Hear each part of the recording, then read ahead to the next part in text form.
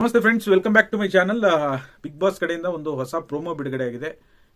ಮಹಾರಾಜ ಮತ್ತೆ ಯುವರಾಣಿನ ಬಂಧಿಸಲ್ಪಟ್ಟಿರ್ತಾರೆ. ಫುಲ್ ಸರಪಳಿಯಿಂದ ಬಂಧಿಸಲಾಗಿರುತ್ತೆ. ಪರಸ್ಪರ ತಂಡಗಳು, ಅವ್ರಿಗೆ ಸಂಬಂಧಪಟ್ಟ ತಂಡಗಳು ಒಂದು ನಕ್ಷೆಯನ್ನ ಬಿಗ್ ಬಾಸ್ನವ್ರು ಕೊಟ್ಟಿರ್ತಾರೆ. ಆ ನಕ್ಷೆಯನ್ನ ಕರೆಕ್ಟ್ ಆಗಿ ಜೋಡಿಸಿ ಲಾಕ್ ಅನ್ನ ಓಪನ್ ಮಾಡಿ, ಕೀಲಿ ಕೈ ತಗೊಂಡು ಲಾಕ್ ಅನ್ನ ಓಪನ್ ಮಾಡಿ, ಯಾರು ಮೊದಲು ಅವರ ಒಂದು ತಂಡದ ರಾಜರು ಅಥವಾ ಯುವರಾಣಿಯನ್ನ ಅಥವಾ ಮಹಾರಾಜರನ್ನ ಓಪನ್ ಮಾಡಿ ಯಾರು ಹೊರಗಡೆ ಬಿಡ್ತಾರೋ ಅವರು ವಿನ್ನರ್ ಅಂತೇಳಿ ಟಾಸ್ಕ್ ಅನ್ನ ಕೊಟ್ಟಿರ್ತಾರೆ.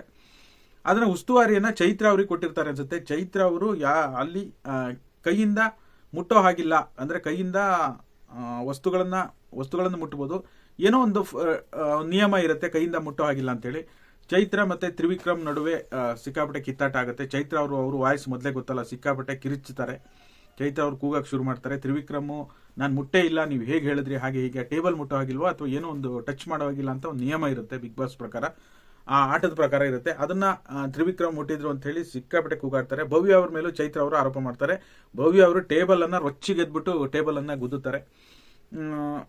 ಅಷ್ಟು ಬಿಗ್ ಬಾಸ್ ನಲ್ಲಿ ಪ್ರೋಮೋದಲ್ಲಿ ತೋರಿಸಿದ್ದಾರೆ. ನೋಡ್ಬೇಕು ಇವತ್ತಿನ ಎಪಿಸೋಡ್ ಅಲ್ಲಿ ಏನಾಗುತ್ತೆ ಅಂತ ಹೇಳಿ.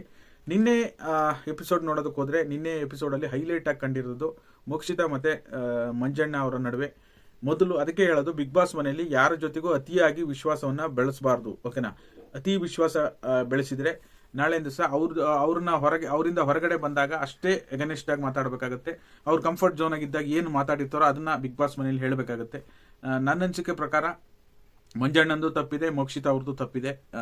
ಎಲ್ಲೋ ಒಂದ್ ಕಡೆ ಇಷ್ಟೊಂದು ಫ್ರೆಂಡ್ಶಿಪ್, ಅವರು ಮೋಕ್ಷಿತಾ, ಗೌತಮಿ, ಮಂಜು ಅವ್ರದ್ದು ಬಹಳ ಫ್ರೆಂಡ್ಶಿಪ್ ಇತ್ತು. ಈಗ ಗೌತಮಿ, ಮಂಜು ಅವ್ರು ಮಾತ್ರ ಆಗಿದ್ದಾರೆ.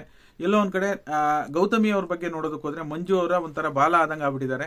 ಎಲ್ಲೋ ಅವರ ಒಂದು ಸ್ವಂತ ಆಟವನ್ನ ಕಳ್ಕೊಂಡ್ಬಿಟ್ಟಿದ್ದಾರೆ ಗೌತಮಿ ಅವರು ಅಂತ ನನ್ನ ಅಭಿಪ್ರಾಯ. ಯಾಕೆಂದ್ರೆ ಅವರ ಒಂದು ಇಂಡಿವಿಜುವಾಲಿಟಿ, ಓಕೆನಾ, ಏನೇ ಕಂಫರ್ಟ್ ಝೋನ್ ಇರಲಿ, ಏನೇ ಅವ್ರ ಜೊತೆ ಕುತ್ಕೊಂಡು ಮಾತಾಡ್ಲಿ, ಆಟ ಅಂತ ಬಂದಾಗ ಅವ್ರು ಇಂಡಿವಿಜುವಲ್ ಆಗಿ ಆಡಿದ್ರೆ ಮಾತ್ರ ಬಿಗ್ ಬಾಸ್ ಮನೆಯಲ್ಲಿ ಸಸ್ಟೈನ್ ಆಗ್ಲಿಕ್ಕೆ ಸಾಧ್ಯ, ಓಕೆನಾ. ಬಟ್ ಆ ರೀತಿ ಆಟ ಆಡೋದ್ರಲ್ಲಿ ಗೌತಮಿ ಅವರು ಫೇಲ್ ಆಗಿದ್ದಾರೆ. ಎಲ್ಲೋ ಒಂದ್ ಕಡೆ ಮಂಜಣ್ಣ ಹೇಗೆ ಹೇಳ್ತಾರೋ ಅದೇ ರೀತಿ ಫಾಲೋ ಮಾಡ್ತಿದ್ದಾರೆ. ಅವ್ರ ಅಂಡರ್ಸ್ಟ್ಯಾಂಡಿಂಗ್ ಅಲ್ಲೇ ನಡೀತಾ ಇದೆ, ಬಿಟ್ರೆ ಅವರ ಒಂದು ಸ್ವಂತಿಕೆ ಎಲ್ಲೋ ಒಂದ್ ಕಡೆ ಮರೆ ಆಗ್ತಾ ಇದೆ. ಬಿಗ್ ಬಾಸ್ ಮನೆ ಅಂದ್ರೆ ಇಂಡಿವಿಜುವಲ್ ಆಗಿ ಯಾರು ಆಡ್ತಾರೆ ಅವರು ಇಂಪಾರ್ಟೆಂಟು. ಧನರಾಜ್ ಅವರು ಒಳ್ಳೆ ಆಟ ಪ್ರದರ್ಶನ ತೋರಿಸ್ತಾ ಇದ್ದಾರೆ. ನಿನ್ನೆ ಆಟದಲ್ಲಿ ಧನರಾಜ್ ಅವರು ಕೂಡ ಒಳ್ಳೆ ಆಟ ಆಡಿದ್ರು. ಧನರಾಜು ಮತ್ತೆ ಹನುಮಂತು ಅವರ ಕಾಂಬಿನೇಷನ್, ಧನರಾಜ್ ಮತ್ತೆ ಹನುಮಂತು ಅವರ ಕಾಂಬಿನೇಷನ್ ಅಲ್ಲಿ ಒಳ್ಳೆ ಫನ್ ಕೂಡ ಇದೆ, ಒಳ್ಳೆ ಬೆಳವಣಿಗೆ ಆಗ್ತಾ ಇದೆ. ಧನರಾಜ್ ಅವರು ಒಳ್ಳೆ ಕಮ್ ಬ್ಯಾಕ್ ಮಾಡ್ತಾ ಇದ್ದಾರೆ. ಕಳೆದ ವಾರ ಬಹಳ ಜೈಲಿಗೆ ಹೋಗಿ,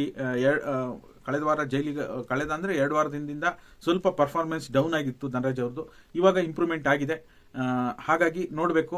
ಅದಲ್ಲದೆ ನಿನ್ನೆ ಕ್ಯಾಪ್ಟನ್ಸಿ ಆಯ್ಕೆಯಿಂದ ಯಾರನ್ನ ಹೊರಗಿಡಕ್ಕೆ ಪ್ರಯತ್ನ ಪಡ್ತೀರಾ ಅಂದಾಗ್ಲೂ ಮೋಕ್ಷಿತ್ ಅವರು ತ್ರಿವಿಕ್ರಮ್ ಅವ್ರನ್ನ ಟಾರ್ಗೆಟ್ ಮಾಡ್ತಾರೆ. ಈಗ ಮಂಜು ಮತ್ತೆ ತ್ರಿವಿಕ್ರಮ್ ಅವ್ರನ್ನ ಮೋಕ್ಷಿತ್ ಅವರು ನಿರಂತರವಾಗಿ ನಾಮಿನೇಷನ್ ಆಗಿರ್ಬೋದು, ಕ್ಯಾಪ್ಟನ್ಸಿಯಿಂದ ಹೊರಗಿಡೋದಾಗಿರ್ಬೋದು, ನಿರಂತರವಾಗಿ ಟಾರ್ಗೆಟ್ ಮಾಡ್ಕೊಂಡೇ ಬರ್ತಾ ಇದ್ದಾರೆ. ಬಿಗ್ ಬಾಸ್ ಮನೆಯಲ್ಲಿ ನಿಮಗೆ ಯಾವುದೋ ಒಂದು ವಿಷಯಕ್ಕೆ ಆಗ್ತಾ ಇಲ್ಲ ಅಂದ್ರೆ ಒಬ್ಬರನ್ನೇ ಟಾರ್ಗೆಟ್ ಮಾಡಬಾರ್ದು. ನಿಜವಾಗ್ಲೂ ಯಾವ ರೀತಿ ಪರ್ಫಾರ್ಮೆನ್ಸ್ ಕೊಡ್ತಾ ಇದ್ದಾರೋ ಅದ್ರ ಮೇಲೆ ಕೊಟ್ಟರೆ ಮಾತ್ರ ಅದು ಆಟ ನೋಡೋದಕ್ಕೆ ಚೆನ್ನಾಗಿರುತ್ತೆ.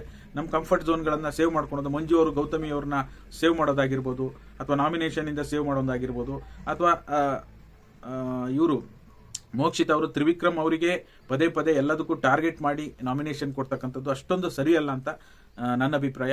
ನಿಮ್ಗೆ ಏನನ್ಸುತ್ತೆ ಕಮೆಂಟ್ ಮಾಡಿ. ಇದಾಗಿತ್ತು ಈ ಕ್ಷಣದ ಮಾಹಿತಿ. ವಿಡಿಯೋ ನೋಡಿರ್ತಕ್ಕಂಥ ಎಲ್ಲರಿಗೂ ಕೂಡ ಧನ್ಯವಾದಗಳು. ಎಲ್ಲರೂ ಲೈಕ್ ಮಾಡಿ, ಶೇರ್ ಮಾಡಿ, ಸಬ್ಸ್ಕ್ರೈಬ್ ಮಾಡಿ. ಧನ್ಯವಾದಗಳು ನೋಡಿದ್ದಕ್ಕೆ.